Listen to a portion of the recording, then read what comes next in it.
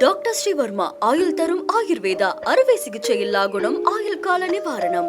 Branch express courier private limited domestic international cargo உங்கள் இல்லம் தேடி வந்து கொரியர் புக்கிங் டெலிவரி செய்து தரப்படும்.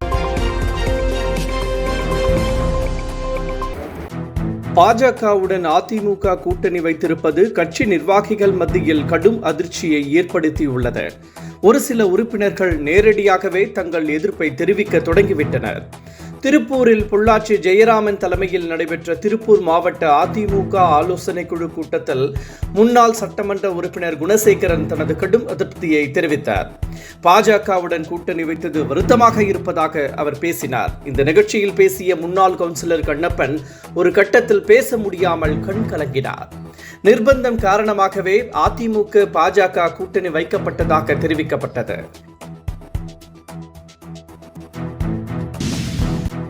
ஆட்சியில் பங்களிப்பது குறித்து தற்போது எதுவும் பேச முடியாது என தமிழக பாஜக தலைவர் நயினார் நாகேந்திரன் தெரிவித்துள்ளார்.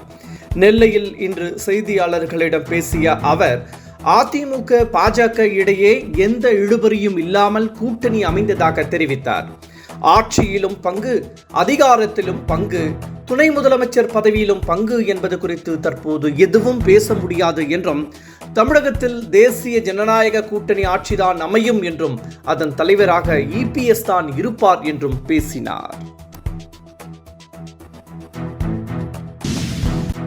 பாஜகவுடன் அதிமுக கூட்டணி அமைத்திருப்பது வியப்பாக உள்ளது என இந்திய கம்யூனிஸ்ட் கட்சியின் செயலாளர் முத்தரசன் தெரிவித்துள்ளார். இது குறித்து கருத்து தெரிவித்துள்ள முத்தரசன், பாஜக அதிமுக கூட்டணிதான் விடியலை தரும் என உள்ளது என EPS பேசியிருப்பது தனக்கு வியப்பாக உள்ளது என தெரிவித்தார். அதிமுக தொண்டர்களும் இந்த கூட்டணியை விரும்பவில்லை என்றும், அதிமுகவுடன் பாஜக நயவஞ்சகமாக உறவு வைத்து கூட்டணியை உருவாக்கியுள்ளதாகவும் குற்றம் சாட்டினார்.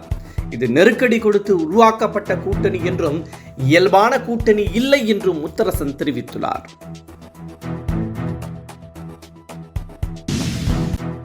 ராமதாஸ் அறிவிப்புக்கு எதிர்ப்பு தெரிவித்த திலகபாமா கட்சியில் இருந்து வெளியேற வேண்டும் என பாமக பொதுச் செயலாளர் வடிவேல் ராமணன் கூறியுள்ளார். இது குறித்து அவர் வெளியிட்டுள்ள அறிக்கையில், பாமகவை அழிப்பதற்காக வெளியில் இருந்து கட்சிக்குள் புகுந்த நோய்க்கிருமி திலகபாமா என விமர்சித்துள்ளார்.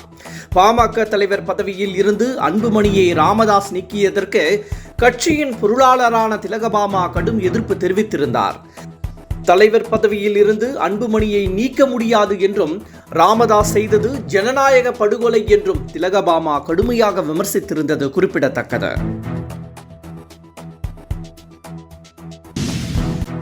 வரும் 2026ஆம் ஆண்டு சட்டமன்ற பொதுத் தேர்தலில் நாம் தமிழர் கட்சி தனித்துதான் போட்டியிடும் என சீமான் மீண்டும் திட்டவட்டமாக அறிவித்துள்ளார். பாஜக அதிமுக கூட்டணி அமைத்துள்ள நிலையில் அந்த கூட்டணியில் நாம் தமிழர் கட்சி இணைய வாய்ப்புள்ளதாக பரவலாக கருத்து தெரிவிக்கப்பட்டு வருகிறது. இந்த நிலையில் சென்னையில் இன்று செய்தியாளர்களிடம் பேசிய சீமான், வரும் தேர்தலில் பாஜக தனித்துதான் போட்டியிடும் என திட்டவட்டமாக தெரிவித்தார். தனக்கு சொந்த மூளை உள்ளதாகவும் சிந்திக்கும் ஆற்றல் உள்ளதாகவும் சீமான் கூறினார்.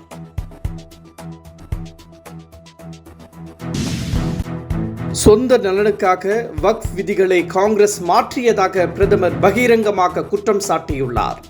வக்ஃப் சட்டங்களை காங்கிரஸ் ஆட்சியில் வக்ஃப் நிலங்கள் கொள்ளையடிக்கப்பட்டதாகவும் அவர் தெரிவித்துள்ளார். காங்கிரசுக்கு இதுவரை ஏன் ஒரு இஸ்லாமிய தலைமை கூட இல்லை என்றும், தேர்தல் தொகுதி பங்கீட்டில் 50% இஸ்லாமியர்களுக்கு ஏன் ஒதுக்கவில்லை என்றும் பிரதமர் மோடி கேள்வி எழுப்பியுள்ளார். அதிகாரத்தை கைப்பற்றவே அரசியலமைப்பு சட்டங்களை காங்கிரஸ் பயன்படுத்தியதாகவும் பிரதமர் குற்றம் சாட்டியுள்ளார்.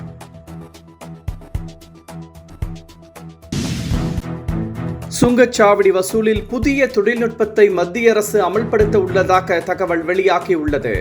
இதன்படி சுங்கச்சாவடிகளில் ஃபாஸ்ட் ட்ராக் முறையை இனி இருக்காதாம். அனைவரும் GPS பொருத்திய வாகனங்களுக்கு தயாராக வேண்டும் என்றும், பயணிக்கும் தூரத்திற்கு ஏற்ப கட்டணம் வசூலிக்கப்படும் என்றும் கூறப்படுகிறது. இதன் மூலம் அதிக கட்டணத்தை தவிர்த்து டோல்கேட்டில் காத்திருக்க வேண்டிய நிலையும் ஏற்படாது எனவும் தகவல் வெளியாகியுள்ளது.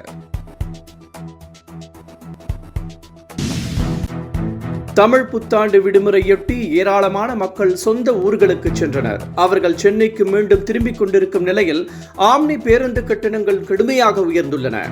சென்னையில் ஆம்னி பேருந்துகளில் 1100 ரூபாய் வரை கட்டணம் வசூலிக்கப்படுவது வழக்கம். ஆனால் இந்த கட்டணம் முன்பதிவு செயலியில் 2570 ரூபாய் வரை காட்டுகிறதாம். நாகர்கோவில் சென்னை, மதுரை சென்னை கட்டணமும் 2 மடங்கு உயர்ந்துள்ளது. இதனால் மக்கள் கடும் அவதி அடைந்து வருகின்றனர். அண்ணல் அம்பேத்கர் எழுதிய அனிஹிலேஷன் ஆஃப் காஸ்ட், ரிடல்ஸ் ஆகிய 2 ஆங்கில புத்தகங்களின் தமிழ் மொழிபெயர்ப்பு புத்தகங்களை முதலமைச்சர் மு.க. ஸ்டாலின் இன்று வெளியிட்டார். சென்னை கலைவாணர் அரங்கில் நடைபெற்ற அரசு விழாவில் அம்பேத்கரின் பேரன் பிரகாஷ் உள்ளிட்டோர் இதில் கலந்து கொண்டனர். மேலும் 227.85 கோடி ரூபாய் மதிப்பீட்டில் பள்ளி கல்லூரி விடுதி கட்டிடங்களை முதலமைச்சர் மு.க. ஸ்டாலின் திறந்து வைத்து 104.75 கோடி ரூபாய் மதிப்பிலான நலத்திட்டங்களை வழங்கினார்.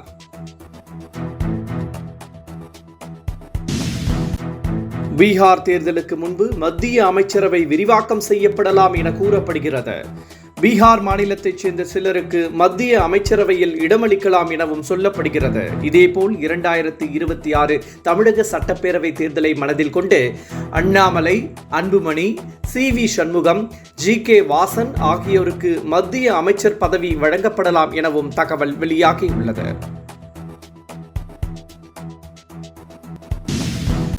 அண்ணல் அம்பேத்கரின் பிறந்த நாள் இன்று கொண்டாடப்பட்ட நிலையில் சென்னை ராஜா அண்ணாமலைபுரத்தில் அமைந்துள்ள மணிமண்டபத்தில் அம்பேத்கரின் திருவுருவப் படத்திற்கு முதலமைச்சர் மு.க. ஸ்டாலின் மலர்தூவி மரியாதை செலுத்தினார்.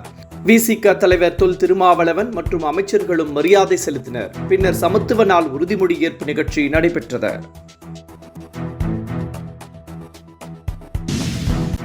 அதிமுக பாஜக கூட்டணி அமைத்ததற்கு எதிர்ப்பு தெரிவித்து அதிமுகவில் இருந்து விலகிய முன்னாள் எம்எல்ஏ ஹசனா 2026 சட்டமன்ற பொதுத் தேர்தலில் போட்டியிடப் போவதாக அறிவித்துள்ளார். மேலும் பாஜக கூட்டணி வக்ஃப் சட்டத்தின் மூலம் சிறுபான்மையினருக்கு எதிராக செயல்படுவதாகவும் அவர் குற்றம் சாட்டியுள்ளார்.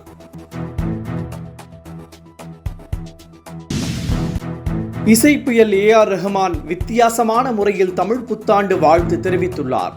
தனது எக்ஸ் தளத்தில் வாழ்த்துச் செய்தியுடன் தனது சொந்த குரலில் பாடல் ஒன்றை அவர் பகிர்ந்துள்ளார். மலர்களை கேட்டேன் வனமே தந்தாய் என்ற பாடலை பாடி A.R. ரஹ்மான் புத்தாண்டு வாழ்த்து தெரிவித்துள்ளார். டாக்டர் ஸ்ரீவர்மா ஆயுள் தரும் ஆயுர்வேதா அறுவை சிகிச்சை இல்லா குணம் ஆயுள் கால நிவாரணம். Branch express courier private limited domestic international cargo உங்கள் இல்லம் தேடி வந்து கொரியர் புக்கிங் டெலிவரி செய்து தரப்படும். என்றும் உங்களுடன் மை இந்தியா. முக்கிய செய்திகளை உடனுக்குடன் தெரிந்து கொள்ள சப்ஸ்கிரைப் பண்ணுங்க, பெல் பட்டனை பிரஸ் பண்ணுங்க. என்றும் உங்களுடன் மை இந்தியா.